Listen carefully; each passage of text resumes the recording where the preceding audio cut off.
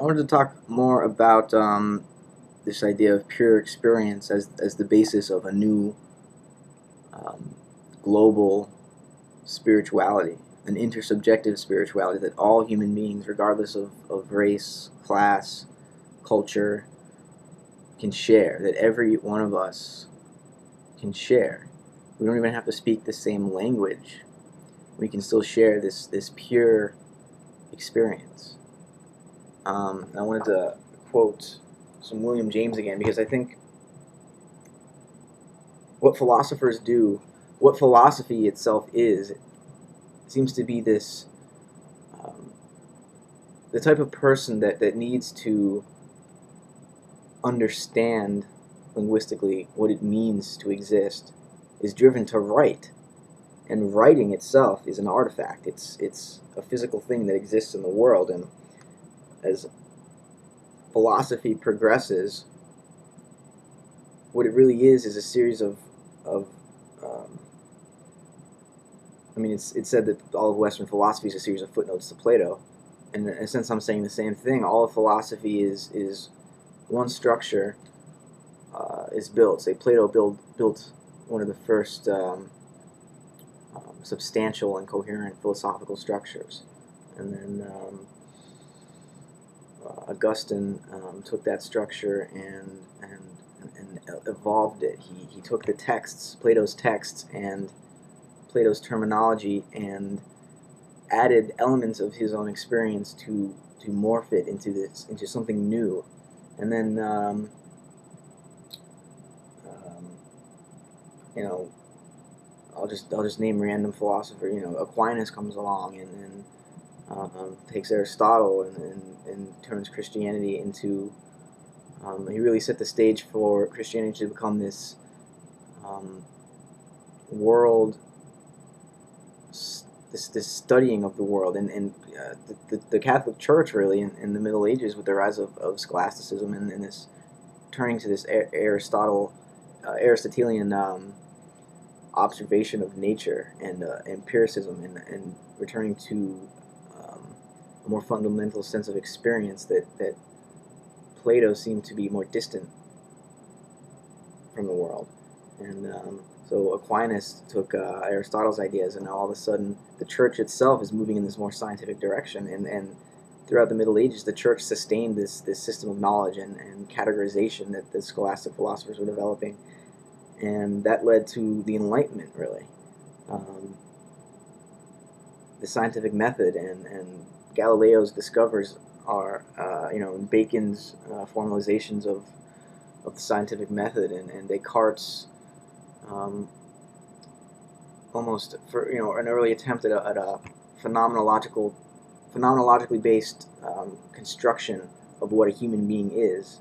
This subjective mind separate from an objective body and material world, which is itself a machine or a representation. Um, and even the brain itself. I mean, Cartesian dualism it's just been extended by modern trends in philosophy and cognitive science. And this paradigm is very reductionistic because it says the brain state is what you are. And so it's saying, in a sense, the brain creates the world. If we only experience the world in terms of um, representations, in other words, discrete physical structures in the brain, if that's all we experience, then the brain basically creates the world because we don't see anything but our representations. And I think William James in the 20th century was really trying to break out of this shell, this dualism between the ego and the world, or the spectator and the spectacle, or the soul and the represented world that it is aware of. Um, I'm going to quote from Martin Jay's book Song of Experience again on William James. Not everyone could agree that the real core of the religious problem, as James put it in one of his most direct and revealing formulations, is help, help. In other words, we in this sense, religion should be understood as the traditional Judeo-Christian traditions of belief in specific teachings and dogmas, and reading from one text, interpreting one text as the truth.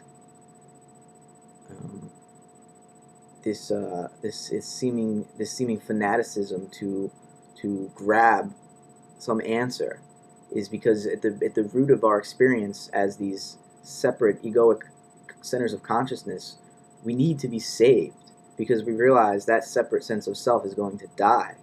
And we know, even while we feel separate now for a time while we're alive, that ultimately we are totally and utterly dependent upon something larger than us, than something outside our scope of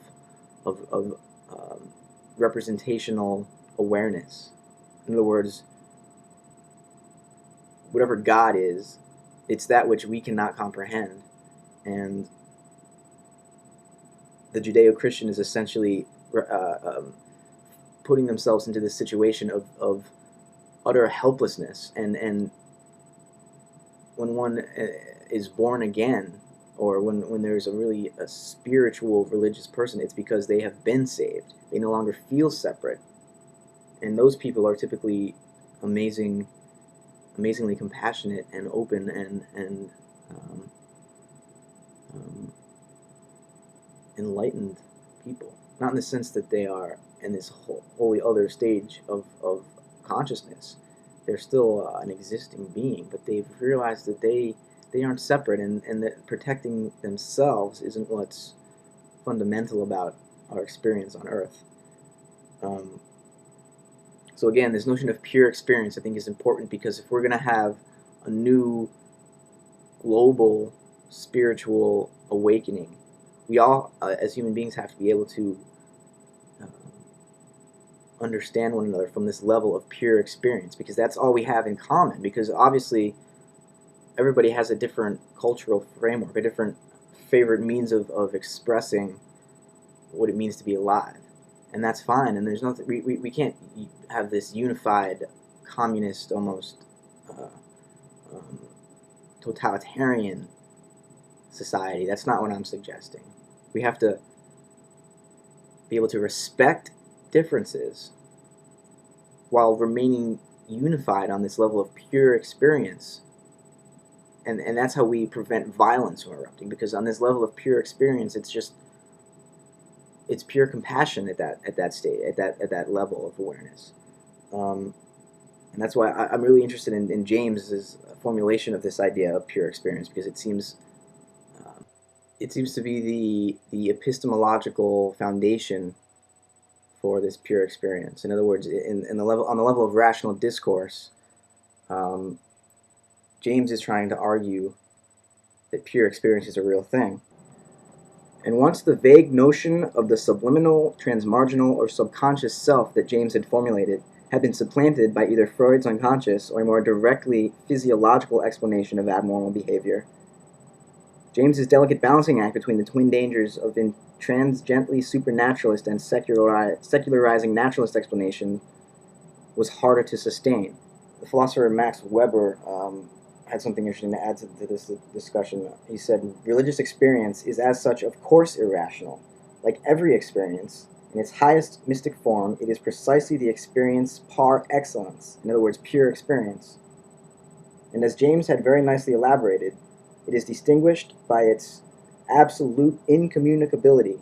It has a specific character and appears as cognition, which cannot be adequately reproduced with our linguistic and conceptual apparata. Now, the idea that this mystical experience, this pure experience, is incommunicable is based on that old traditional way of thinking about what a human being is. You know, your mind is the spectator and the world is the spectacle. And with that framework, you can only observe representations, and you can never get to pure experience. To get to pure experience, you have to transcend the spectator-spectacle mode of being and unite with this intersubjective global mind that rests on pure experience.